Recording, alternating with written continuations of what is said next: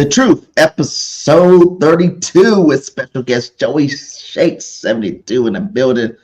Hope everybody's ready to talk some birds, baby. Let's get it. Going on, everybody, man, and welcome to the very first episode of The Truth, where not all Eagle fans agree on everything, and this is definitely the spot where this shit about to go down. Oh yes, able, oh yes, I'm stable, oh yes, no label, oh yes, you know me, I have only the best, I'm lonely, but damn, I'm going. This is why we started this, because of you. We started this. I'm tired of listening to your, fantasy that you living in right now. Always talking about 17 no until proven otherwise. BS! I'll be number one, working hella hard until I get just what I want, yeah. Rises like the sun, yeah. Fatal like a gun. You know what I mean? I was pretty close last year thinking, we could have easily won those 3 games we lost. I gotta get through it, and the only thing I know is to love what I'm doing. Right? Did you not beat ourselves those 3 games? Look, we lost. Never listen to the no's, I just wanna keep moving. Yeah, I put it hard as hard, it's my only medicine, yeah. Everything I do, I'm just being genuine, yeah. I'm sick of being screwed, feel my own adrenaline, yeah. I do just what I do, and I hope you let me in, yeah.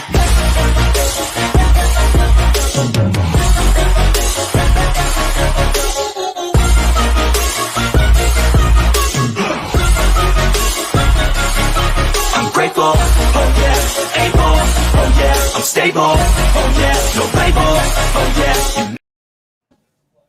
Yeah. What's up?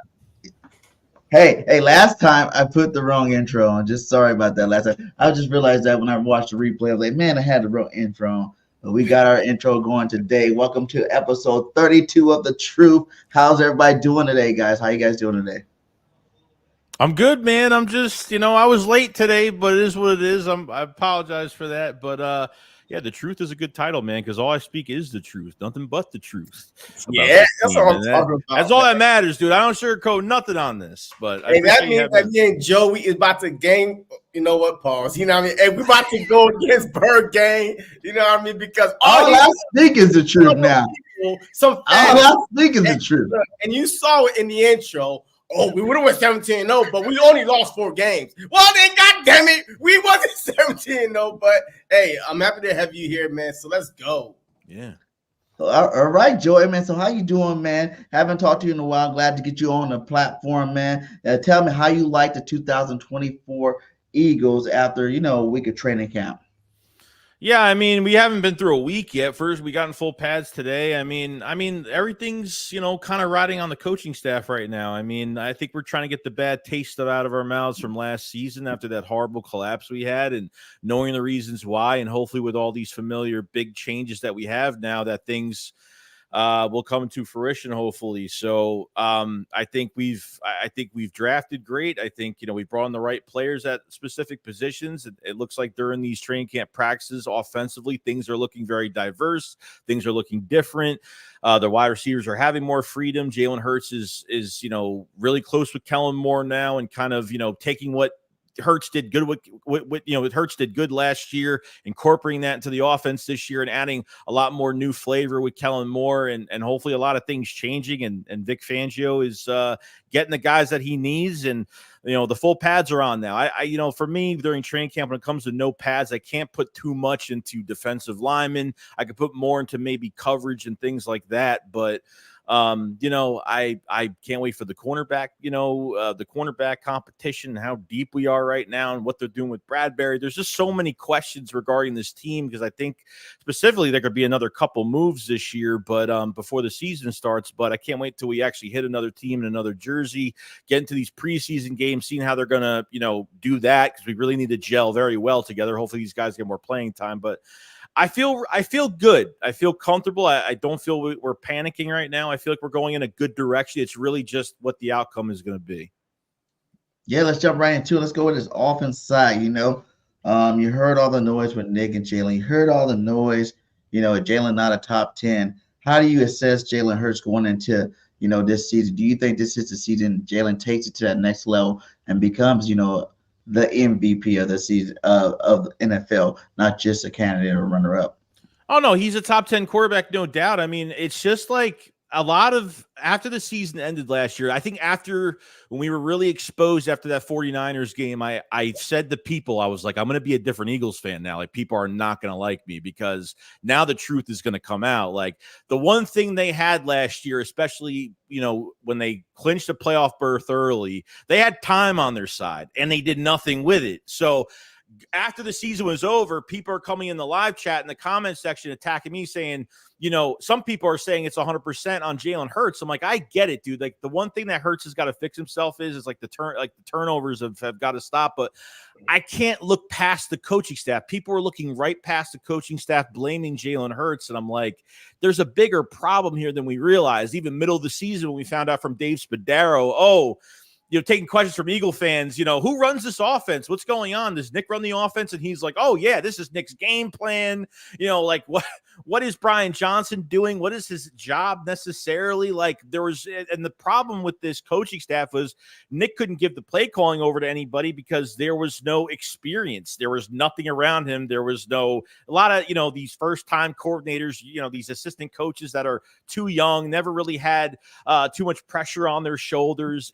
I mean, I can't ignore this coaching staff. I know we saw what Jalen Hurts can do, okay? And obviously last year, those ugly games that we did win last year, they played like shit the whole entire year last year. I don't care what anybody says. We tried to put it in the back of our minds. Let's give it another week. Let's give it another week. You know, winning ugly games is good, but doing it every single game, like, defenses would adjust to our offense. The cover zero blitz killed us last year, and Nick never adjusted to how defenses adjusted to us. You know, 10 plays in a playbook. I mean, very vanilla. Substitutions were so obvious, and when we substitute a player, it made what play we were doing. You don't run the ball enough. It's second, third, and short. You're throwing 70 yards down the field. I mean, the Seahawks game at the last play of the game when they underthrew the ball on purpose, that shit pissed me off more than anything. They did a play just for a flag, like on the last play. It's just ridiculous, dude. So if anybody has to blame Jalen Hurts, yes, everybody has blame. I get it, but 11 offensive coordinators, come on now, and his whole career is absolutely ridiculous. Like, this has to stop. So hopefully, I feel good about that. We're going to see him better than 22. We're going to see him at higher form this year. So yeah, look, I agree with everything you said, man. But I think that last year, the biggest issue was the defense. Our offense finished top 7 in the league, right? If you're a top 7 offense, you at least supposed to look better than that you look up throughout the whole season. But the defense was just pathetic all the way around. I mean, Bradberry in and out the lineup, Slay getting hurt. I mean, it was just like the 10-1 start. We all was like, oh my God, this is the season, all right. And this is revenge season. But the grind was for real, though. I mean, coming back double digits 6 times, twice to the Commanders, to the Bills, the Chiefs, the Cowboys. Man, I forgot one more, but I mean, we had to come back and fight every single freaking game from go. It wasn't never a blowout anywhere in sight. Our guys was playing deep into the fourth quarter because our defense was just so out of sync. Had players playing out of position. When Nick Sirianni made the move, I don't know if it was coming from Howie Roseman, Jeffrey Lurie, to change the defensive coordinator, that's when I think the whole season was over with. Because, history says it's only like one team that had been successful once you change defensive coordinator in the middle of the season. Because now you have 2 defensive coordinator and you got to try to learn a different defensive scheme. I mean, this whole season was jacked up. But one thing he could not do is change the offensive coordinator or take over play calling, because then, hey, what are y'all doing? You change your defensive coordinator, you change an offensive coordinator. So I think that Nick Sirianni did the best he can by keeping Brian Johnson there and hoping the offense could carry the defense. But it was just too bad. Overall pathetic that the defense was that bad that the offense couldn't even keep up anymore. I mean, you gave up 31 to the we was up 17-0 to the Cardinals. 14-3. And then we could not stop anything. So I blame it more on the defensive side. So that's why, like, I'm so glad that this draft was defense heavy. The free agency was kind of defense heavy. And right now, I'm loving the competition and camp, especially at the corner position.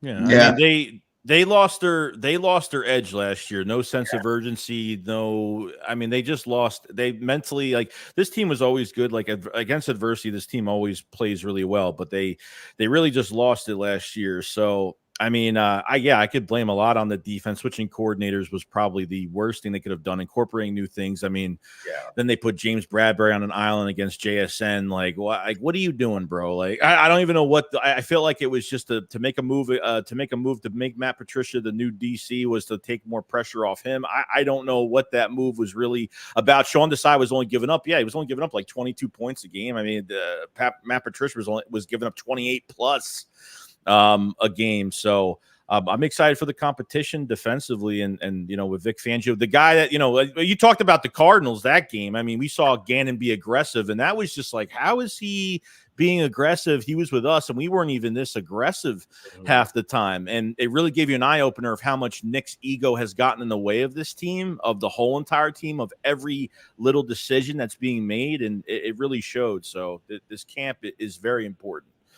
I feel like a lot of the blame gets put on, the defense, and I do think that was the worst mistake, Sirianni could have ever made, was doing that. Because it's like he gave up on his coaches. He gave up on his players playing the scheme. He gave up on everything. As a head coach, you got to ride that out to the end of the season. If you want to switch your defense coordinator at the end of the season, go ahead and do that. But I think that was really, that really split the locker room and split the team up. You know what I'm saying? People didn't have faith in what he was preaching anymore after he didn't move. Because to me, that's like kind of cowardly. We were 10-1 when you made the decision. I don't care how bad you think the defense really was. If you think about it, our offense was handcuffed by Nick Sirianni, handcuffing Brad Johnson on the plays he's going to call, how he calls the plays to the point where it wasn't really explosive. It was like vanilla offense coming over and over again, meaning we kept giving the ball back to the offense, 3 and outs and whatnot. So it made the defense stay on the field a lot longer than what they're supposed to be. So it's kind of like you said, like everybody got to take a little piece of the blame, but I think it starts with the head coach, Nick Sirianni. And I think that's another reason why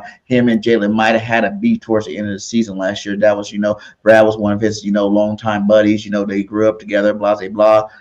But he just knew the whole time that, he would, Brian Johnson was being handcuffed the whole time, and he got the boot at the end of the season instead of giving these guys a second chance, like giving them the side, a second chance, for back to another season could have been beneficial. You look at what happened to JG his first year, and then JG his second year. We had one of the best defenses ever, what I'm saying, in Eagles history for sure, with 70 sacks or whatnot. So, there's a lot of blame to go around. I'm glad that, we finally do got some stable, veteran coordinators in there. And I can't wait to see what it does. So far, what Caleb Moore's doing is looking great.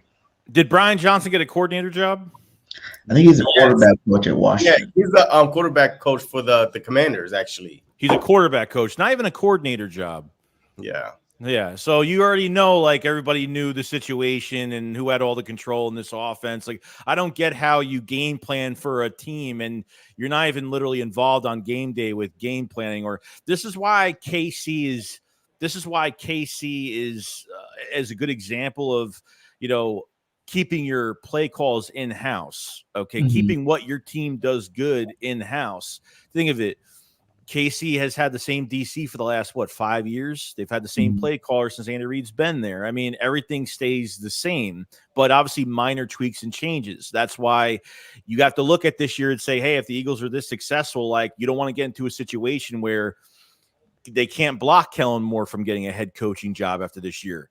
They can block him from getting the same job, but they can't block him from getting a head coaching job. So that's kind of scary.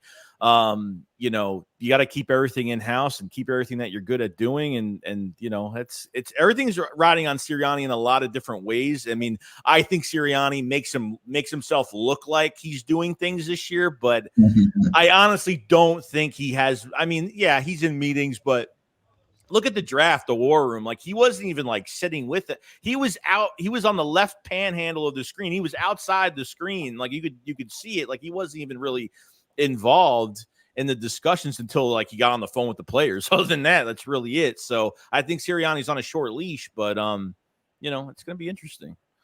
But let me ask both of y'all a question real quick before we move on. So when we was 10-1, what was we all complaining about? The defense. Like, because we was winning. We was 10-1.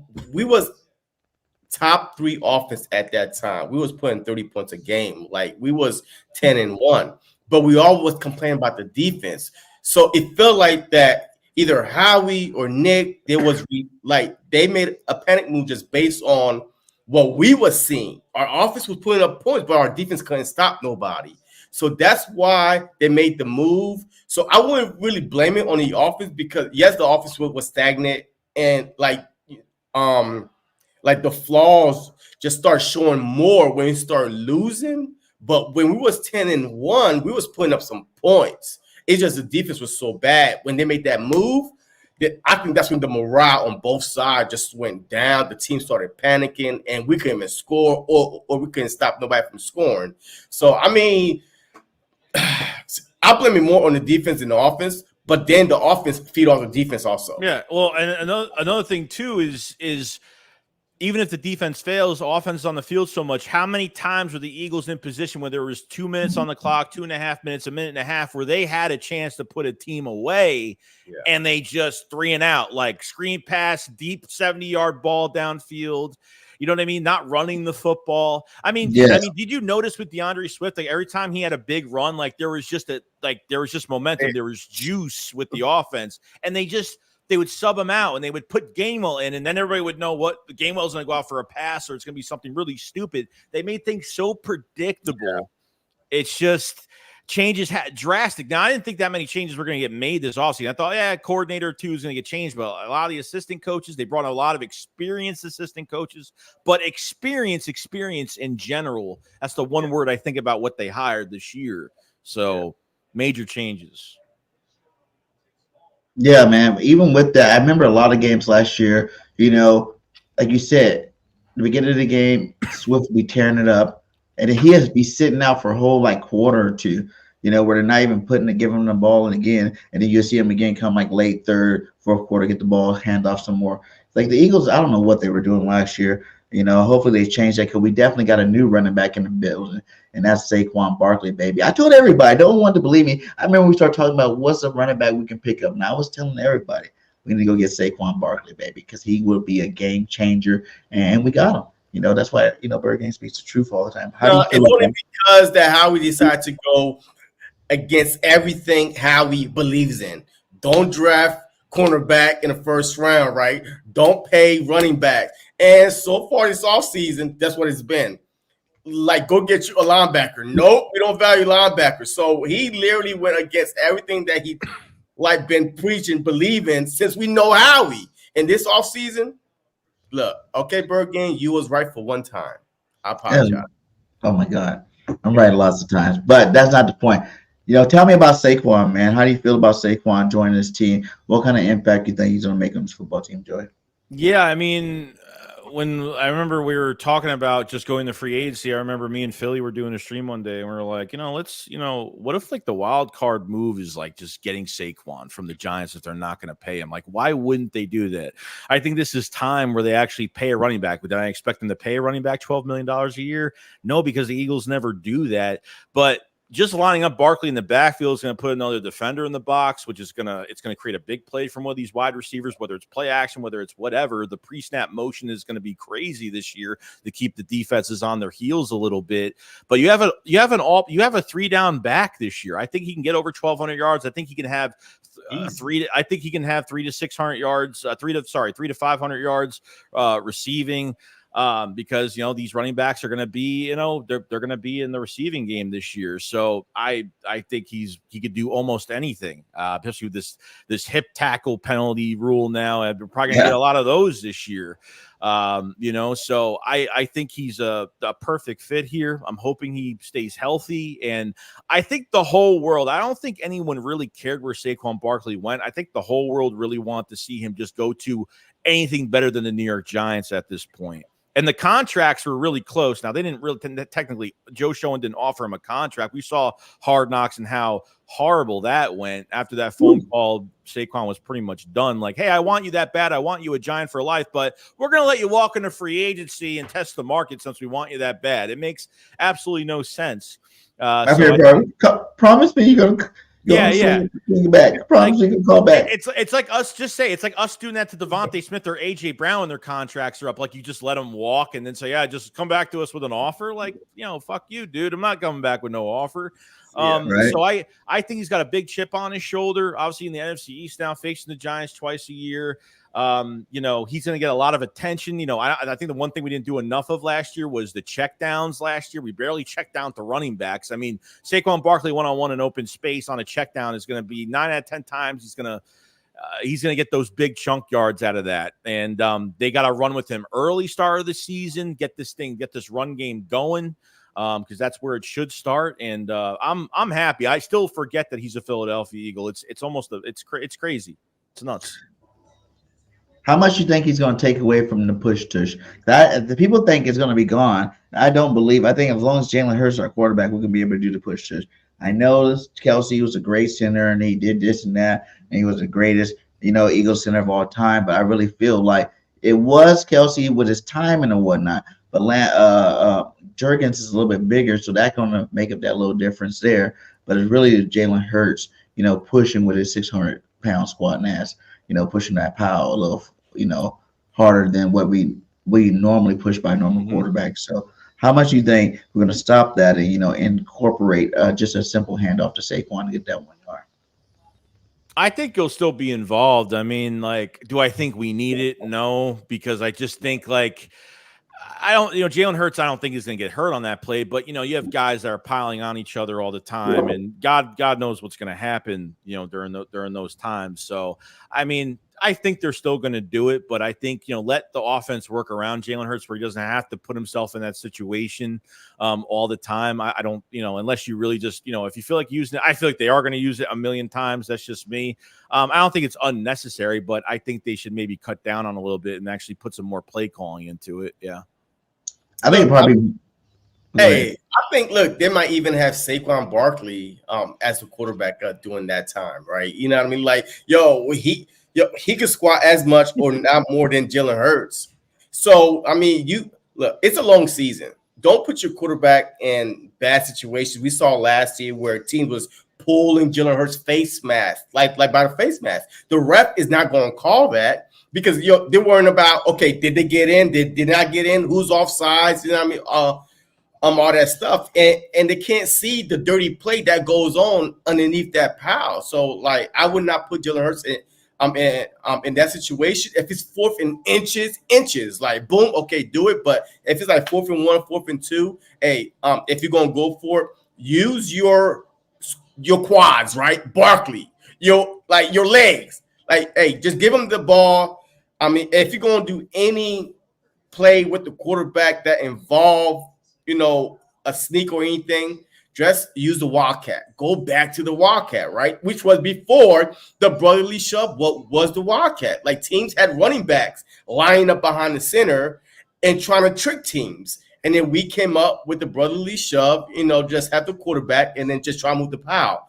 But, I mean, I think that we're going to go back to the Wildcat mode more than anything. Yeah, no, I agree. I mean, they should definitely, red zone wise or just short yards, they should do different things, whether it's end arounds, whether it's just little, grabbing specific wide receivers, maybe Covey as a third down receiver or using John Ross or whatever, it's just different things, give everybody a different look. What Kellen Moore has already said that whatever the defense gives him, he's going to be adjusting constantly, which is a great thing. So he's a micromanager and that's all we want, really. We don't want anything basic. We don't want anything just boring, same old stuff, and hopefully big changes. So, you heard the big boys in our team say they want the ball, goal line situation. Mailata, Jordan Davis, and Jalen Carter all said they want the ball, goal line situation, give them a handoff or two. They didn't really want to play fullback, but they wanted to get the ball. What do you think about letting either one of those guys get the handoff? Are they too valuable where they're at, or would you actually try it from time to time? No, I mean, if they feel they have, I don't think they're gonna do it with every guy, but one of them maybe. I mean, I thought the Saquon Barkley one made more sense just because of his lower body and he could jump and he could push the pile really good. So I think it'd be safer for Saquon Barkley to do that. But if they want to give it to one of the big boys, that's perfectly fine. Like, it just depends who they really trust. I mean, I don't mind it as long as it's successful and it's not screwing anything up. I'm fine. Different look. Nice. You hear about all the motioning that's going on. These receivers are getting open a little bit more often. You're hearing, Smitty in the slot a lot more than he's normally in the slot. How do you think that's going to shape out with, these guys? Do you think there's a chance that Smitty, not AJ, can be like the leader of the receiver room this year? Just because of all the attention AJ is going to be getting from being a number one receiver. Yeah, I think with the pre-snap motion, it's going to get specific guys open. But the thing with Kellen Moore's offense is he doesn't leave any type of he doesn't leave any strand off the field of the the talent that you have. Like, he doesn't waste anything. He doesn't ignore position. Like Dallas Goedert gets hurt last year, they just ignore it. Someone gets hurt, they completely just don't trust who's the backup. But I think with the pre-snap motion now, and I loved it. There's crossers, hot routes. I mean, I loved the press conference. I was like, man, I just love hearing these words. And the wide receivers seem to be more, free being out there. It just seems everybody is excited. It definitely opens up a lot for the talent you have. The talent only gets you so far, and that's what the example was last year. The talent gets you so far. And, we got lucky in a lot of games because of, opposing teams' mistakes, and we capitalized on that, which all that matters. But we've used pre-snap motion probably 95% of the time in practice. And that's, if it's 95% of a new playbook with maybe a couple things they'll keep from last year that him and Hurts will keep. But yeah, this is huge. It's a huge diverse of plays. It's great. Who do you think wins that number 3 receiver battle? I know everybody wanted Anais Smith, but he hasn't really done nothing so far. He's been hurt. Even when he hasn't been hurt, he's having to drop C's or whatnot. Everybody say Paris Campbell's in line for that number 3 spot, which is rightfully so. He has a connection with Nick Sirianni or whatnot. But I think, Johnny Wilson is playing some good ball. John Ross is playing some good football right now. Who do you think really is going to, or who do you think, which two you think are going to lead the way at that 3rd and 4th receiver? Because they said it already. I don't think there's going to be one 3rd receiver that gets all the reps. I think that 3rd receiver spot is going to be rotated in depending on down and distance. Yeah, I think they'll use different guys. I mean, I really like Anais Smith a lot. Like, I'm going to give it a little bit more time. I know he's had some drop issues. He's had separation in camp. The problem is, like, sometimes whether it was Pickett or it was Jalen Hurts underthrowing or something like that. So he's had separation, just haven't really had the opportunity too much. But I'm going to give it more time. Paris Campbell looks like he's leading right now. I mean, with Paris Campbell, you have a pure slot guy. I mean, Nick Sirianni is very familiar with him. He almost retired. After being with the Giants last year. He almost did. And Howie Roseman called Paris Campbell and said, hey, we think you're really hungry, chip on your shoulder. And that's what he wants. He wants guys with a chip on it. Maybe a guy that has talent and didn't, had a bad year. I mean, with the Giants, everybody has a bad year. I mean, anyone that's on that roster did absolutely nothing. We all know this. Just remember, Paris Campbell too was a pick. The Eagles, between in the draft, they had a lot of interest in Paris Campbell. It was between J.J. Arcega-Whiteside and Paris Campbell at that time. If nobody knew that, so they know the player. And he was with the Colts as well. So I think before the Giants, he had like over 600 yards. But you have a pure slot guy now that can move to the outside if you really need to. Good route runner and is having a fantastic camp. But I really do like the John Ross story as well. And from the activities he's done, he looks like he does have the speed still. Was he 28 years old? Something like that. He still is fast. I can't wait to see open practice to really see that, kind of see that speed unveiled and to see like how good his route tree is, how good his route running is. And, I think there's a lot here. Britton Covey's watching a lot of tape on Cole Beasley, like he said today. So he sounded confident, didn't he? He sounded real confident, like he thought he was the 3rd receiver. He go, I can't wait to one day tell my son I was back up to Devontae Smith. Like, dang, Covey, you trying to move up that list a little quick, aren't you? Yeah, I mean, look, they legitly they added a lot of speed to the slot, and I think you're getting guys like even Paris Campbell making a big play over Slay like that on the right side of the right sideline. Like with Quez Watkins, the last few years, you can't depend on him on the big moments. If you look at the 22 Super Bowl, what were really the two weakest positions offensively? Running back and wide receiver 3, especially Quez Watkins really missing that big catch that went right through his hands. Like he's either not healthy or he gets these games where he does good, but then on the really important moments, he just can't handle it. And, Olamide Zaccheaus, I thought they really never gave him an opportunity. Yeah. I really liked him. Like he had over 500 something yards, the best year with the Falcons the year before. He just never was given opportunity, man. Like they completely ignored the position. Like it's, so hopefully they, Kellen Moore will get these guys involved, and whether they keep 5-6 receivers this year, we'll see what happens. But Johnny Wilson, I think won't be anything this year. I think could be a big red zone threat, short yardage, something easy because of his height and his size. 6'6.5", 6'7". I mean, it's just absolutely ridiculous. But they could actually use him. For red zone, they could use him on, like I said, short yardage. So I think, by 25, another offseason program under his belt, I think Johnny Wilson will become a lot better, but I think he'll be used in maybe certain situations this year. So I do like the receiver group a lot, and to see how it unfolds. So look, I love the receiver core, man. Like right now, literally our slot wide receiver is a battle. I mean, that's it though. That's the only battle on that receiving side. And I think that Anaya Smith, because of this bad training camp, whatever he's having, he's going to be used more as a returner, right? I mean, especially with the new rules for the kickoff return, he might, if he's going to get on the field, he might be on special teams, returning kick. And Paris Campbell, to me right now, just based on all the news that's coming out, I mean, I haven't seen it with my own eyes, but just based off all the news that's coming out of training camp, he's winning that battle. And yes, he's a veteran, right? I mean, he's trying to get in good grace with the NFL, period, like the whole league. So he's on a 1-year deal. But there's one thing I like about this whole team overall, especially on the defensive side. A lot of guys are on 1-year deals, proven deals. I mean, especially just coming off the season that we had, and now you signing guys that been in the league before, that been all pros in their positions, and now on a 1-year deal. I love the overall face of this team. Is like underdog mentality is back with Paris Campbell, with White. I mean, a whole bunch of guys. 1-year deals. Go ahead and prove it. If you do it, you know that HOWIE is going to take care of you. Yeah. Let me just say one thing. The 1-year deals are good because it's a prove it thing, chip on their shoulder. It gives guys more motivation.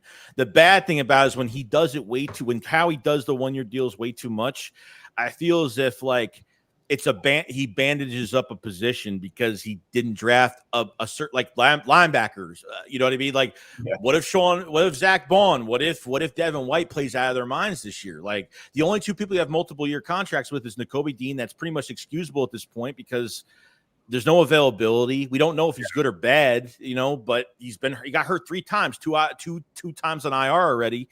And obviously Trotter Jr. has a lot in front of him right now. We're rooting for the kid entirely. So those are the only 2 players you have on multi-year deals. And you have Devin White and Zach Bond on 1-year deals. So we play fantastic. You got to resign one of them. There's no playing around with this craps anymore. You change your philosophy on paying a running back. You change your philosophy on a couple things, which is great. We're starting to change our ways a little bit.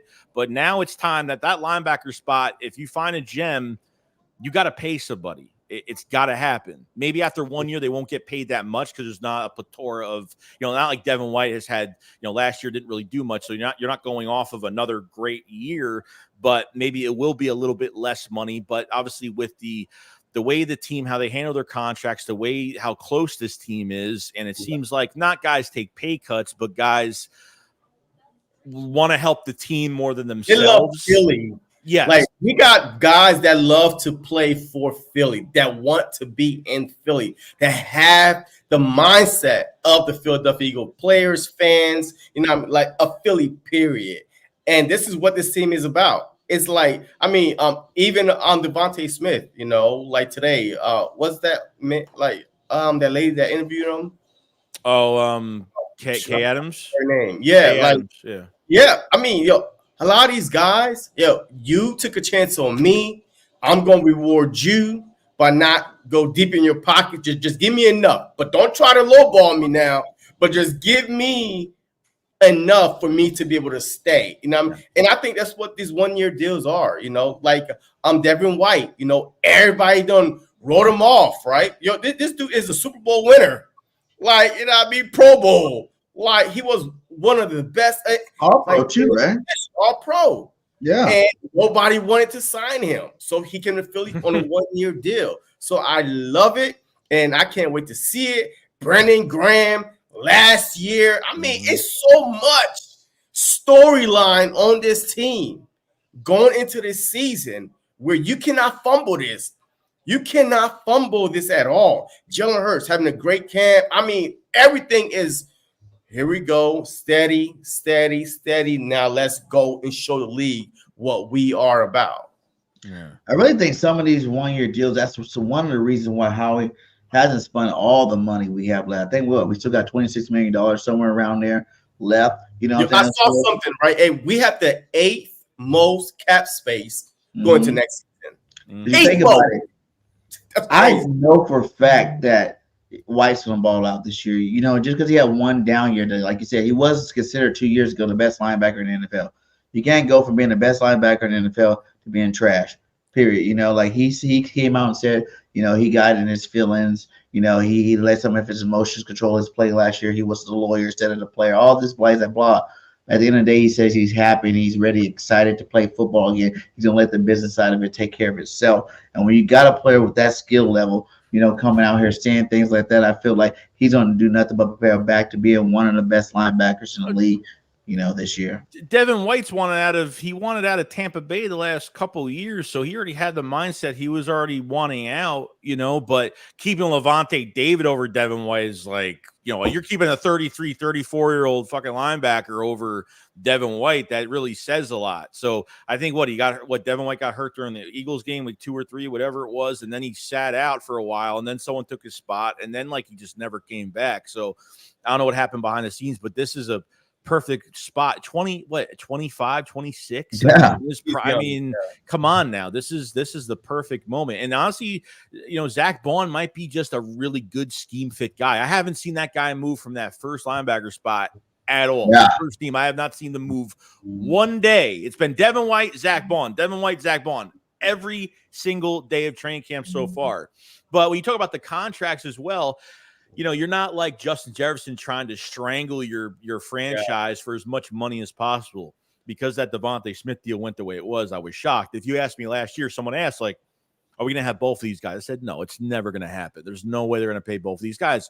But I don't know the mindset of Devontae Smith and what he thinks. Like, Devontae Smith is not a flashy, you know, show-off, materialistic type guy. Very to himself and opens his mouth when he wants to.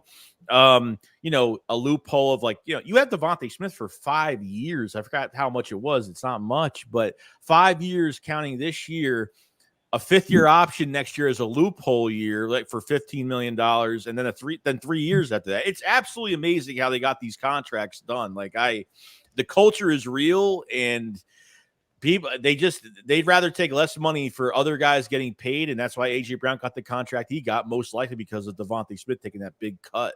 So it's amazing, dude.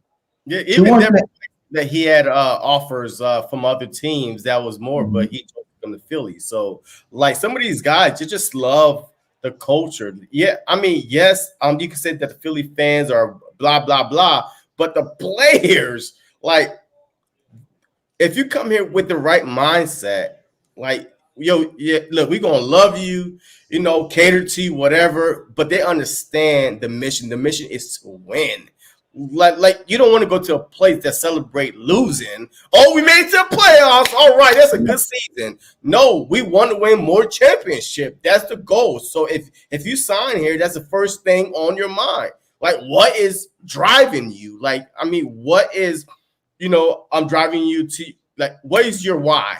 why do you want to be here? You know what I mean? So that's the biggest thing. That's why you resign your homegrown talent, like guys that you draft here that have a high skill set, that are fantastic players. You always want to resign those guys, and those guys will be here the rest of their career. Like I know, like AJ Brown made me like when we trade for AJ Brown, I was really excited, but then I was like, all the crap that happened with the Titans, and I didn't know like how, you know, when his contract was up, I didn't know what was going to happen, but they were able to get another deal done on top of it. So I think AJ Brown has literally erased what the Titans have done, and he's acting as if he's been drafted here. Like, and he's really the connections he's had, obviously, with being best friends with Hurts, and you've never seen this before. It's just really weird, like how the connections that you have, and obviously the relationship with him and Devontae Smith, and yeah, it's just great. It's fantastic. I want to talk more about the defense, but I want 2 more questions on this offensive side. One is, who do you think is going to be the second tight end on this football team? You know, Kellen Moore likes to run a lot of 12 personnel. We got double tight ends out there.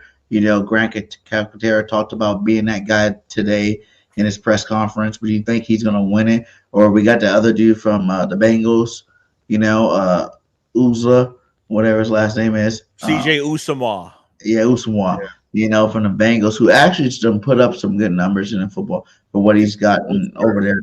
Bengals, he's done a good job over there. It's not like he's some scrub or something. He's just a veteran body out there. So, who do you think will win the second tight end spot? First off, honestly, dude, I think tight end is one of the worst positions we have offensively, because Dallas Goedert is always missing 4 to 6 games. And even if it's not his fault, he's still missing 4 to 6 games, and it's hurting us and it's killing us. Now, Kellen Moore loves using tight ends, loves using them. Okay. You lost Jack Stahl, which was, I guess, you know, he did a lot of the dirty work. He was a good blocker. You know, he had reliable hands at times. You know, he had starting experience. So he goes to the New York Giants. CJ Usama at 31 years old hasn't played well really since he's been with the Bengals. He was with the Jets last year. I think he's coming off an injury. I'm not really sure on that, but I know he had some injury past.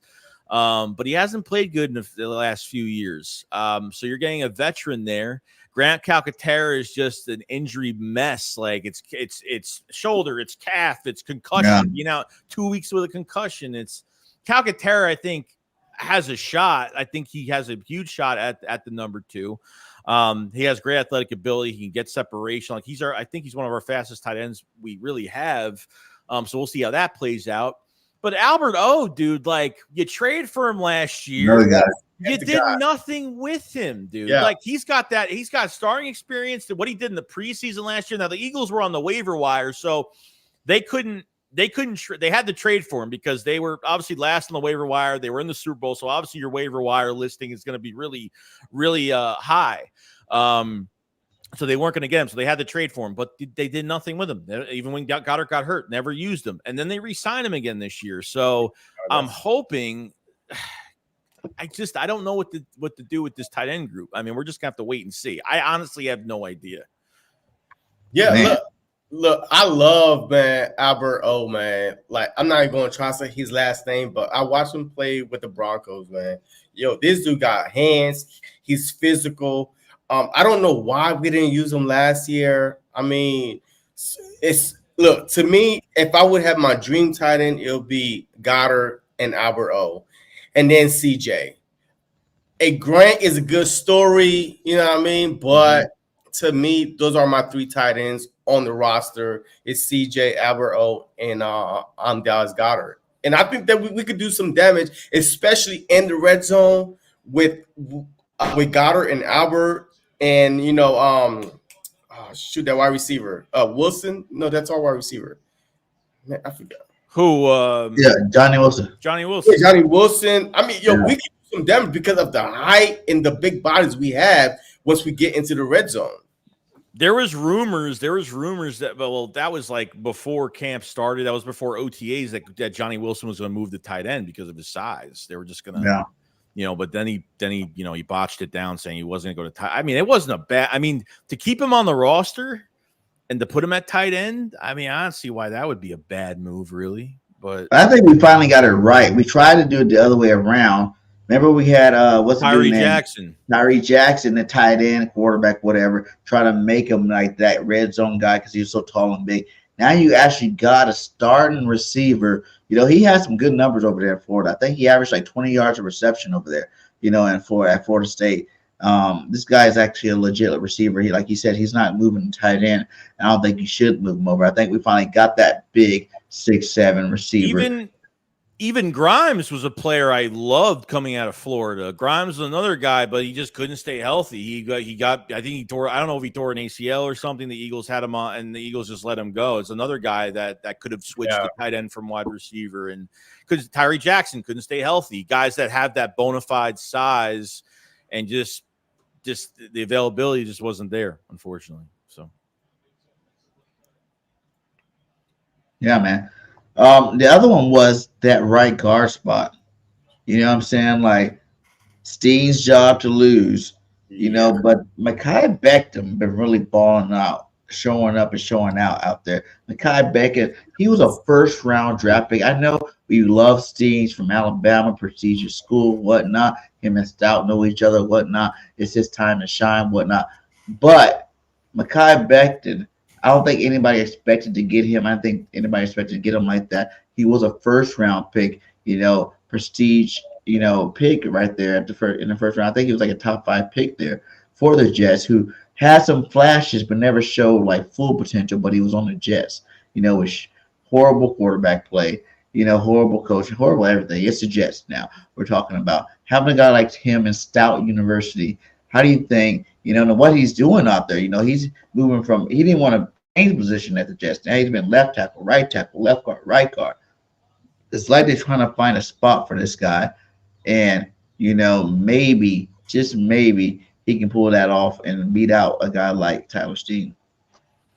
Yeah, I mean, I when the signing happened, I absolutely loved it because he's going to be paired up with the best offensive line coach in the league, and he'll turn a bad player into an okay player. He'll turn a good player into a Pro Bowler. He'll turn a Pro Bowler into just a legend. Like that's what he does. He'll turn a lesser talent. I mean, look, Sue Opeta got a deal. I mean, guys that were backups are getting deals with other teams. Okay, so with Mekhi Becton, he thinks it's more of a family here, more of a family atmosphere. They tried, you know, I know the Jets tried to switch him from left tackle to right tackle, so there's a lot of, you know, they couldn't stay healthy.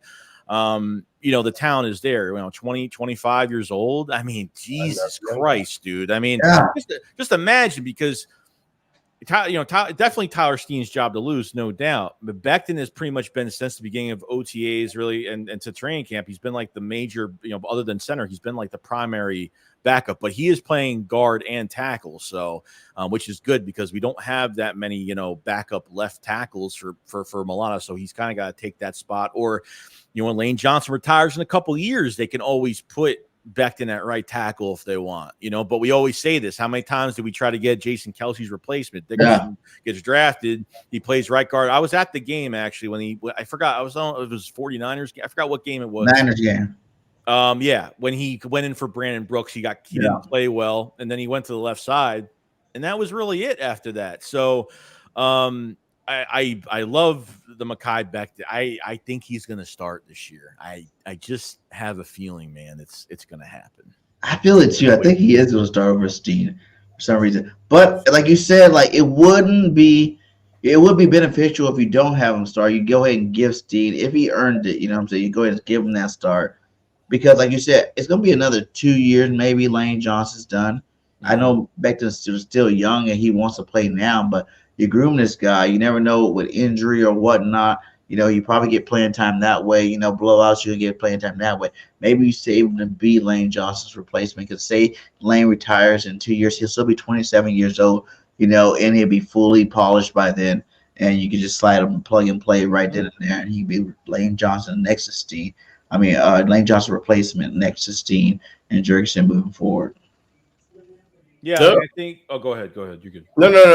I was about to say, I love the right guard battle right now. Steen, look, man, he probably just sitting there, just sweating his ass off right now because, yo, that dude look good, man. Yo, you see him bullying. Yo, I don't know who that defensive player was. I mean, he's moving him like That's a big dude. Our offensive line, imagine our offensive line with Mariota, Dickerson, Cam Jurgens, a little bigger than Kelsey, but not, experience matters.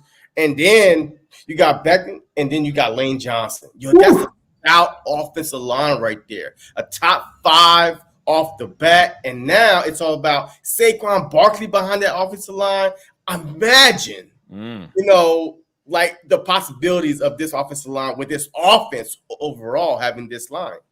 Yeah, it's gonna be a show. I'll tell you that. Because I think for guard right now, it's gonna be between Steen and Becton. Obviously, Dylan McMahon is gonna be a backup or probably the practice squad most likely. And Trevor Keegan, I think there's some upside to him. I know he's been hurt a little bit. He got hurt yesterday, he came back today, and then he was hurt during like OTAs and minicamp a little bit.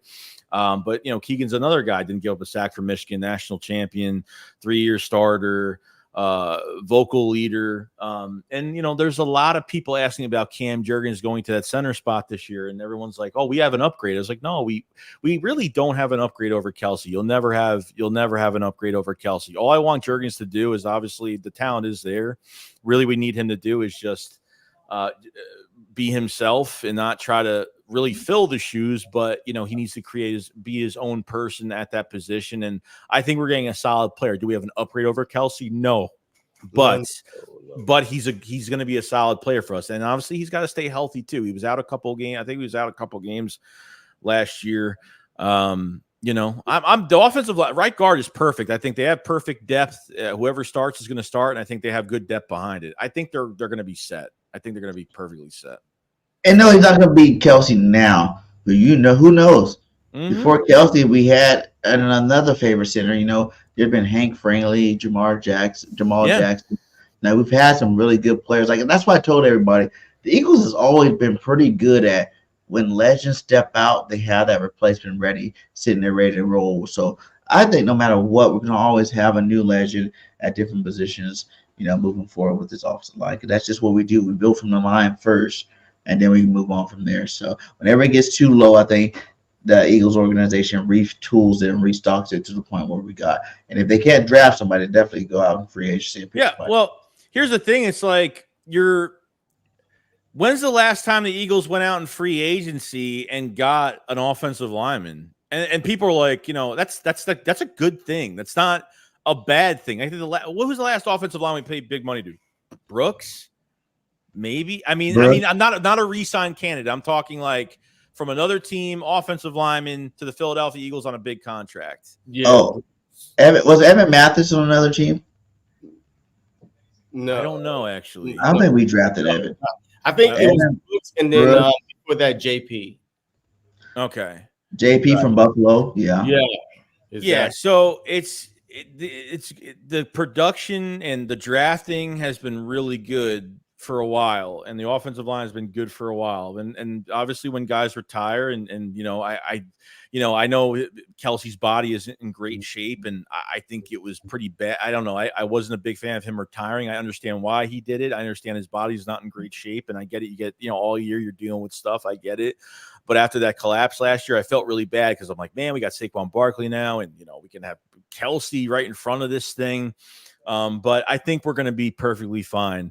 The good thing is Cam Jurgens had a lot of playing. He was a starter last year. Thank God he wasn't like a redshirt player last year and just sat back and whatever. But even 2 years ago, even last year, Kelsey had the orthoscopic surgery in his elbow when really Jurgens was supposed to play guard in the offseason, and then he actually played center because Kelsey wasn't going to show up until the first week of the season because he had that orthoscopic surgery. So if Kurt Jurgens with the first team is not playing, if he's he's always playing center, whether it's the second team last year, whatever. So he's always in that spot, get him ready, get him prepared. So I feel really good about him. I feel good. He's a tough player, man. He comes from a family he does a lot of track and field stuff. We saw the videos on that, and a relentless player, and he's got as I guess undersized you can call him, but he's going to do really well. I have a good feeling. Yeah, well, I know we gotta get you out of here, Joey, but we got a couple more for you. I owe you some. I owe you some time. I owe you like another 10 minutes, so it's fine. Okay. I owe you like Hit that like, hit that subscribe, no matter what platform you guys on, man. Make sure you go check out Joey Shakes. Let's go to the defensive side of the ball, man. Jordan Davis, Carter. What is your expectations for those two guys? Because I really think this is a year. Finally, I think we're like 2 years late on the what they call them, Philly Dogs, showing up and showing out. 2 years late, but I think this is a year those two for sure stand up and show out this year. Yeah, I mean, it really starts with Jalen Carter and Jordan Davis. Like when it comes to defense, it starts with both of them. Jalen Carter, I'm not really worried about. He's been pushing people. I mean, I think he's going to have an all-pro year this year. I think it's going to be a monsters year from him this year. Jordan Davis is really the biggest question as the nose tackle going to his previous position now.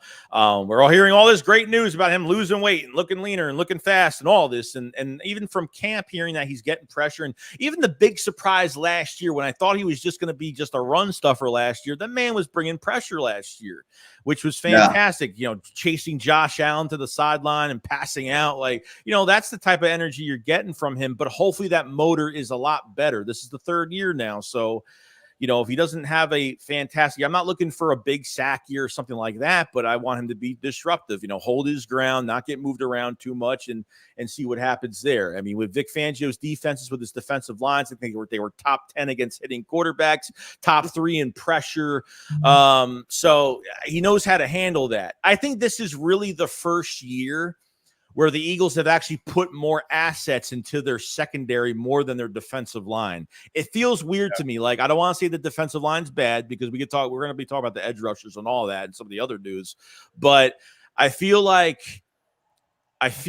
there's just been a lot more put to the second. Every year we're always like, oh, look at the rotation. We're so deep at defensive line. I don't think we're as deep as everyone thinks we are. There's a lot of uncertainty this year with the defensive line, and a lot of players leaving after this year too. And we're putting a lot of stock into players that really haven't shown much.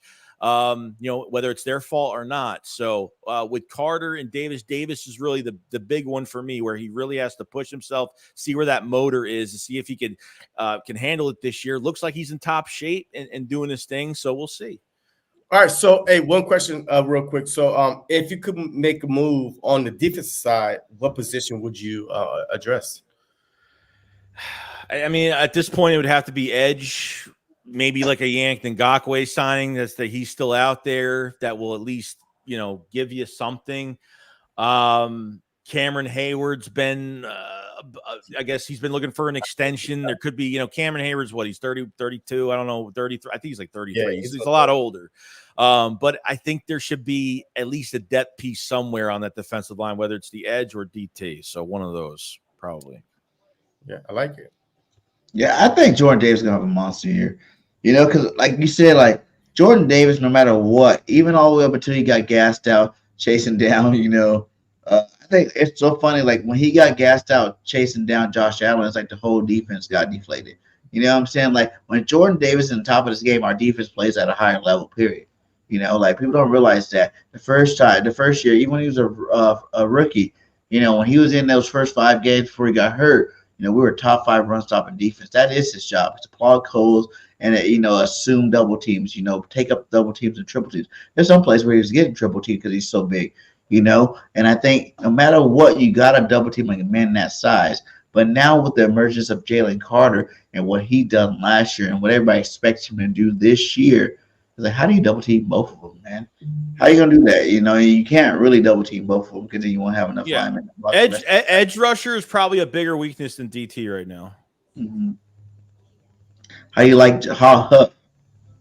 I love Huff. I think at $17 million a year, I think he'll be worth it even more next year than he will this year. I think he can have a 10-sack season this year. I really do. It's really just seeing, like I said, 43% of the snaps with the Jets on, a third down edge rusher, really with the Jets last year, heavy rotation. So, I mean, you're putting a lot of stock into him just off of 1 year in a rotation, a 110-sack season. So I've seen the tape. The guy is relentless. It's just, can he handle more of a snap count? But when Fangio said those words of him not being a 3-down player, it kind of made me nervous. He's like, "Oh, is he a 3-down player right now?" He's like, "Oh, not right now. No." I'm like, "Well, you just gave this guy $17 million a year, so I'm really hoping that by the start of the season he's going to be that." Now we do have obviously a rotation, but it's not going to be as heavy as everyone expects it to be. But I'm not really worried too much about it. I've seen the tape. Bryce Huff is going to do really good, and if it's not 10 sacks this year, he's going to be disruptive as hell. So I think he's going to be great. Yeah, I still think we'll be fine at the edge position because we still have Brendan Graham, Nolan Smith. You know what I mean? Like, he had a day today, you know what I mean? Like 2 plus sacks, whatever it was rumored to be. But I feel like with the rotation, there's no need to, like, at least not until late into the season. You don't need to try to play these guys like a whole bunch of snap with the rotation that we're gonna have. So, but yeah, I do agree. I mean, Huff, to me, like, I feel like he has all the moves, the bend, the arm swing, the quickness off the defensive line to try to get to the quarterback. But endurance through a 17-game season plus, is gonna, try to say, hey, well, we should have kept Hassan Reddick. We saw Hassan Reddick do this, right? But at the same time, I feel very, very good with the way we're going on that defensive line, because when Josh Sweat leaves next year, and matter of fact, Josh Sweat, another guy on a 1-year prove-it deal, right? He took less to stay in Philly, so we have a lot of 1-year prove-it deal. Hey, so I feel like that this defense is. I'm more worried about our secondary than our defensive line, because I feel like with the defensive line, it's easy to get these guys and just do your job compared to the back half behind you, where everybody is going to be. A communication is the key in the back half, but the front, hey, go get the quarterback. Just do your job. Let's go get the quarterback. Be disruptive, and you ain't always got to get the sack. But put your hands up, do something to make that quarterback feel uncomfortable, and your secondary hopefully will pick up the rest for you. Yeah, so they put a lot of praise into a lot of uncertainty with this edge position, because I feel like if Nolan Smith at least produced last year, I would have felt more comfortable with the Hassan Reddick trade. And obviously, since that what's been going on with the Hassan Reddick and the New York Jets, that to this point, I feel like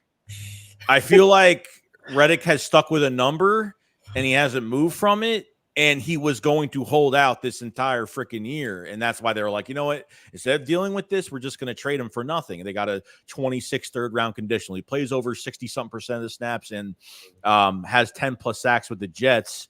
I've never seen – you get the second-round pick. I've never seen a player get traded and not have the pen and paper ready.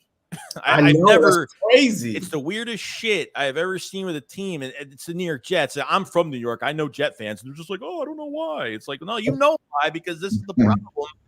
This is what you guys do all the time. Didn't talk to the head coach. I'm like, what? He went to the complex and was meeting all the players, and all of a sudden he doesn't sign a deal. I mean, don't you, when you visit the team that day, you sign your deal? So what happened? So it feels like we did, Reddick, unfortunately, is a streaky player to me. Like, he's a good player, but he's very streaky, because 1 month he'll have 7 sacks, another month he'll have nothing. And his pass coverage is horrible. Like, he can't fit into the scheme. That's why I hate this scheme. No, you're right. You're absolutely right. And that's why they was comfortable with not re-signing him and letting him go, because we saw when Matt Patricia say drop back, he was like on national TV. I'm like, something like this. Hey, where they go? Nobody around him. He was just lost. So I agree with you, Joey. Even with that, you got to realize, even Hunt. I mean, Huff had the same amount of sacks. Like, I understand he started out the season hot, but he died just like the rest of the team too. How many of those games you're waiting for? Okay, this is the top part of the game where you're gonna see a Hassan Reddick sack. And it just never happened the whole rest of the season into the playoffs. It never happened again. He died out just like the rest of them.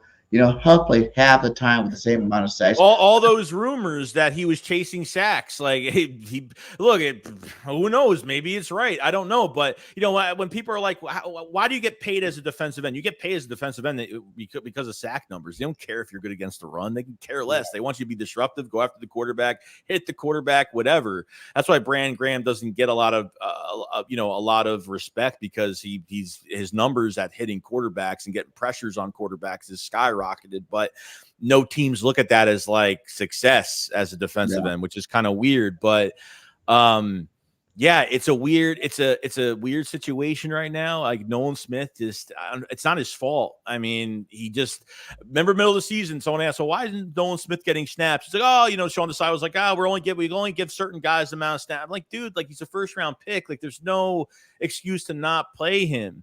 And then Jalix Hunt is like, to me, Jalix Hunt is the big mystery. Is like, is this guy gonna because he is more of a scheme fit. This is a guy from Houston Christian, small school. He turned from a safety to an edge rusher, off-ball guy. He's got size for his size. He's really quick. And, apparently Nick Sirianni named the 3 relentless players, and Jalix Hunt was one of them on top of Nolan Smith. So, I mean, Jalix Hunt, I mean, do I put so much on a third-round pick as a role player for this defense, going into this season? Probably not, but I just have this feeling like Jalix Hunt is going to do some good things. I'm not saying he's going to have an all-star year, but from a coverage to a going after the quarterback standpoint, a nice balance.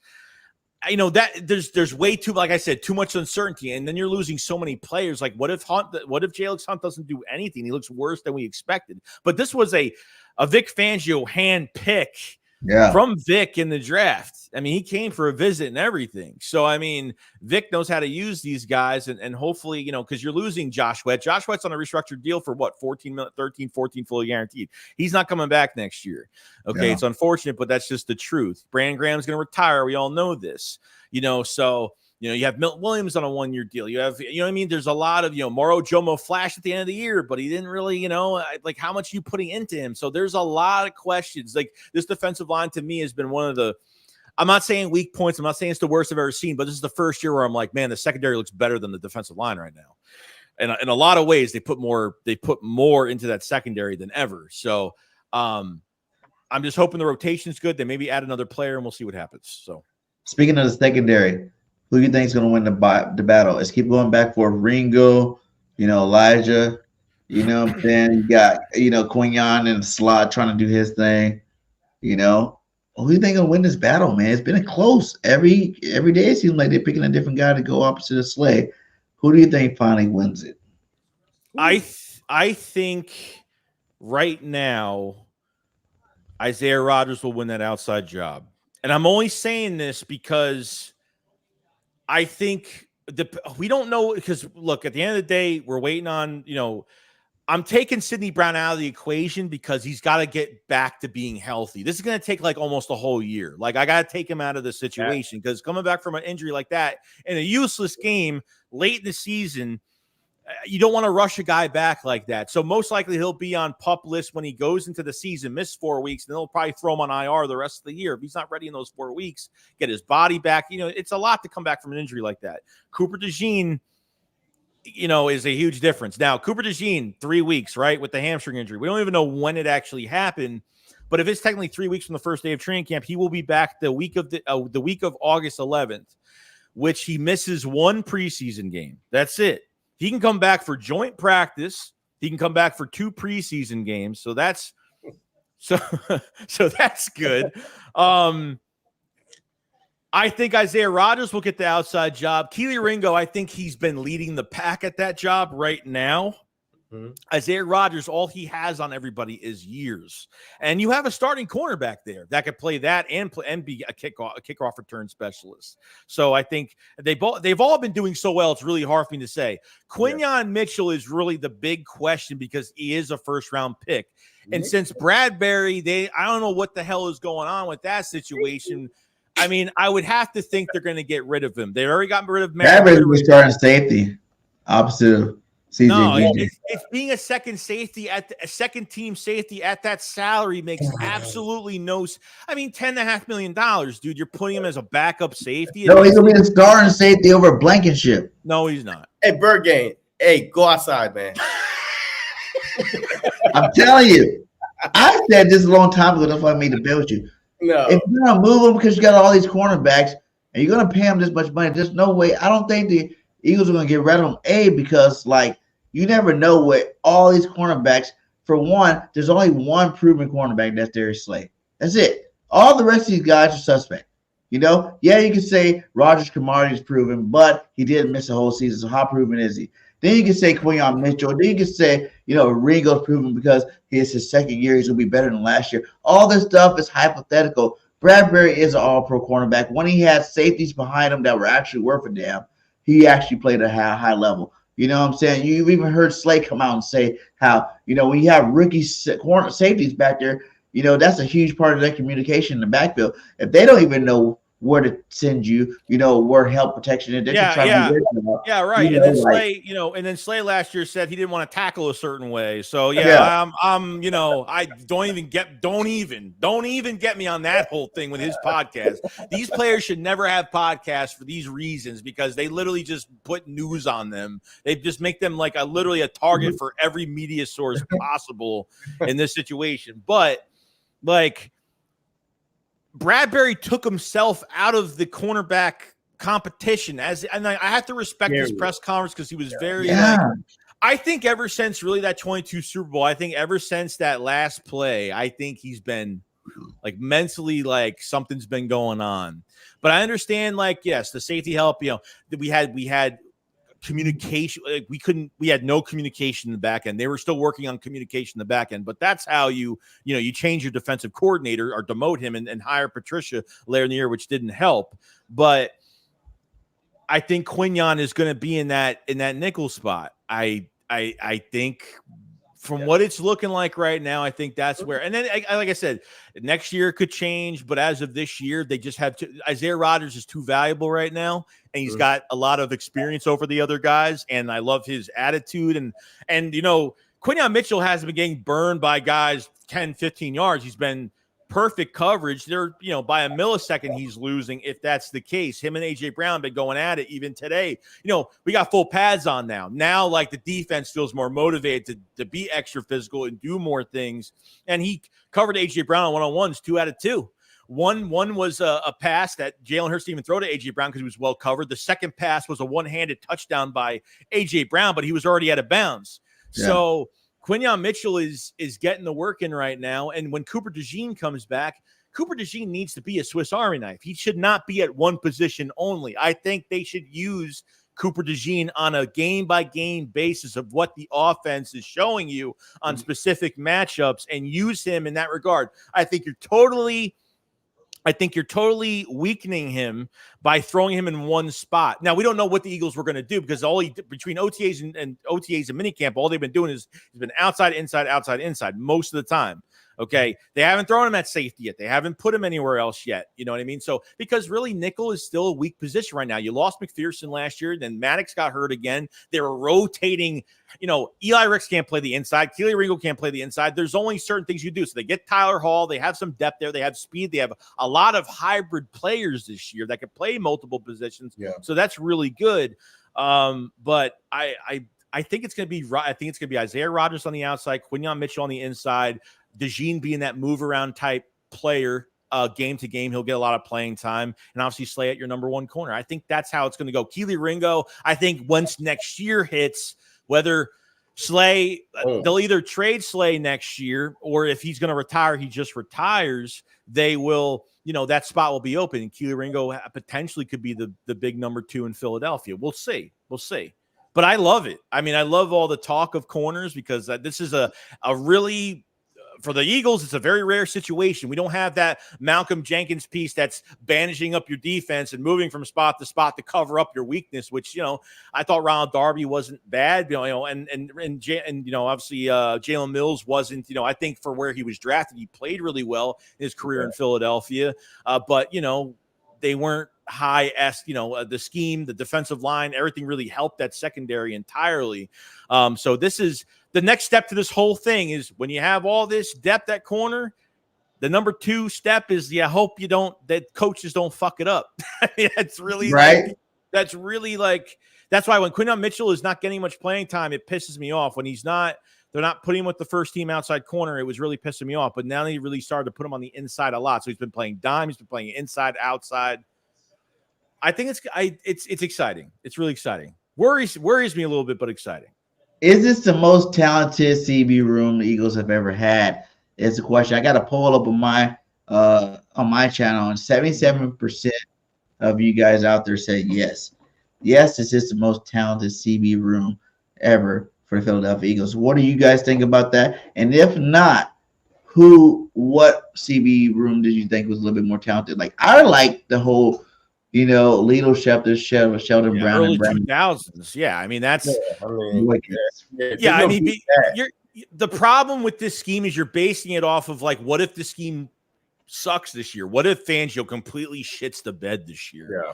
Then all those players say that the Eagles say, all right, well, after 24, we're going to change into 25, we're going to be more aggressive. And then the players that were meant for this Fangio scheme are not going to work out. Then they're going to take those guys out, put more, you know what I mean? So I think you should fit the scheme to what players you have on the team, then forcefully grab players that you need for your scheme. But I'm not taking down anything they did in the draft, because I really the past few years they've been getting best player available.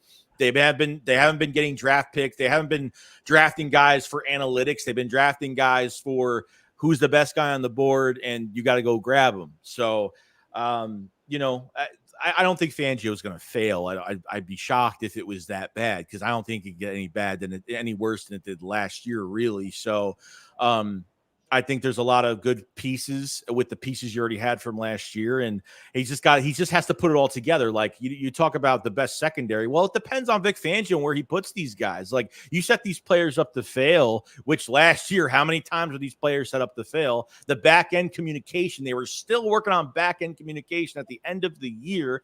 The soft practices, I mean, the soft practices lead to soft games, soft mentality, and that's what that team was. After 9-1, that's what they were, and unfortunately, that's what happened.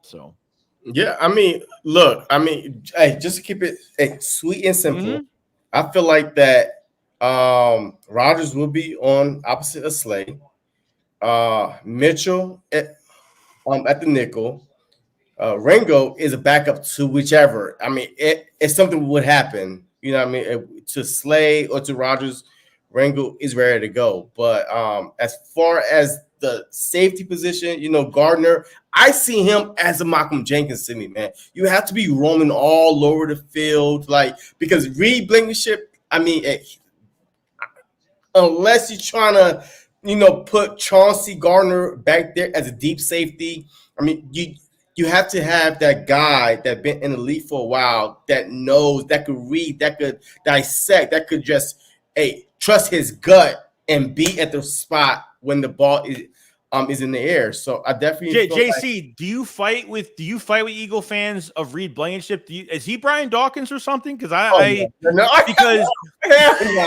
because I don't know. A lot of these Eagle fans, I don't know what the whole thing is. I think when there's finally some type of productivity at a position, they feel like that player is and I like Reed. I think he's a solid player, but I think his back end coverage is really bad. I think as a contact in the box safety, he's really good, but as coverage wise, I think he gets turned around. He gets turned around way too slow. I mean, his fluid body movement and coverage, I don't think it's fantastic.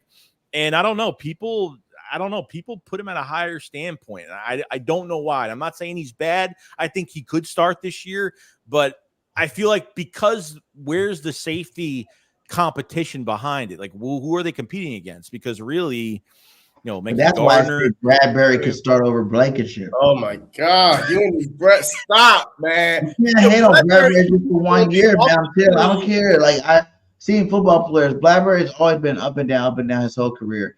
All pro bowler. He's got that. Bradberry has the size. He has the size to play the position, and he has the smarts, and that's one thing that Fangio likes is people with smarts. Football smarts. You know what I'm saying? This guy's been in the league for a long time. He knows what to expect. Stupid?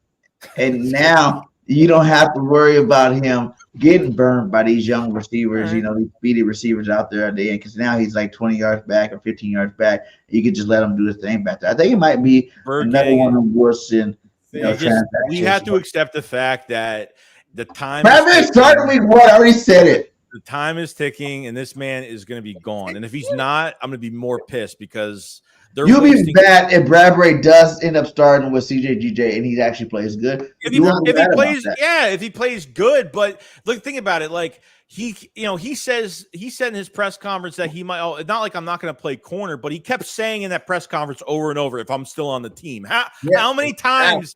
Now he screwed up. He said when I get traded, and then he's like, oh, if I get traded, he literally like just made a mistake during that press conference, which I called out on that. And yeah, dude, like it's just not. I'm sorry, but I'm sorry. That's all I gotta say. It's just not. I don't care if you get a 2030 7th round pick for him at this point. I don't care. It's he's taking himself out of the corner position because he saw what they were doing. You draft 2 corners. Isaiah Rodgers is already here. He's literally got so much. He's already kind of, I don't know, like kind of like defeated. Like, why wouldn't he want to compete at corner? Like, why wouldn't he like be like, yo, fuck that, I'm gonna go? You know what I mean? Like, there was none of that. It was just like, oh well, I went to the coaching staff. Jenkins did it. Changing positions. Malcolm Jenkins did it. Yeah.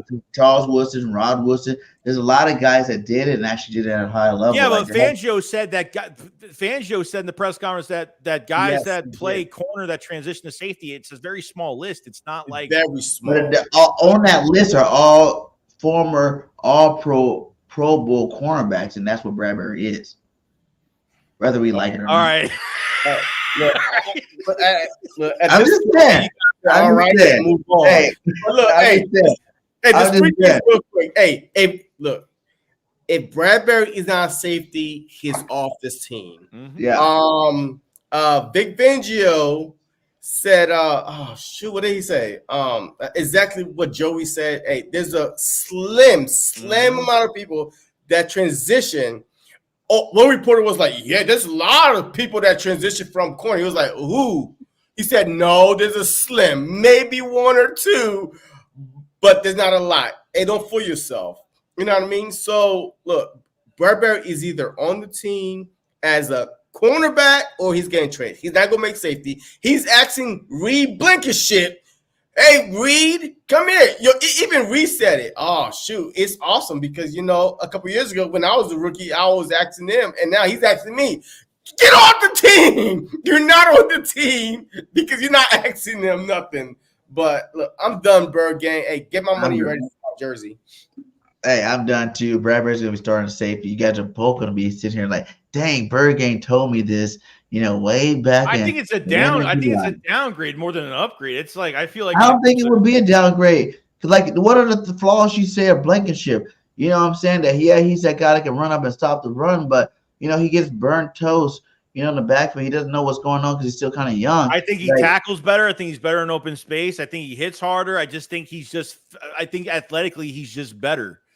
I mean, I know that Bradberry's better, like as his own, Bradberry's his own corner. Like he's not a man-to-man type guy. I get that, but it's I mean, if Reed fails or if Reed gets hurt, sure, but I think they favor Reed over him, and and Bradberry hasn't moved from second team, not one day. He's been on second team. He made a tackle today, finally, after all these days, but Hey, I'm not giving hope on Bradberry. Before we get out of here, Chase, give me your hot take, for the beginning of the season. It's the first game. Who do you think is going to be lighted up? Or give me a hot take for the first game of the season in case we don't get you back on before that against Green Bay. And then, we get out of here. I mean, I already hate this game in general.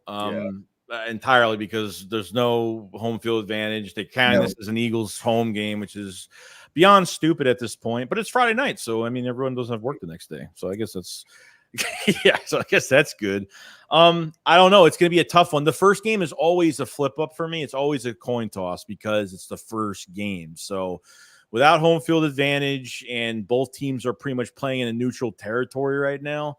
I mean, Yeah, I'm going to pick the Eagles to win that game. I don't know how it's going to go. It depends what we look like by the time. You know, if we have injuries, don't have injuries, both teams, what they look like. You know, really, it's who's gonna get hot early. Like I said, I can't even. I think the Eagles will win. I think they will. I think they're just going to be better.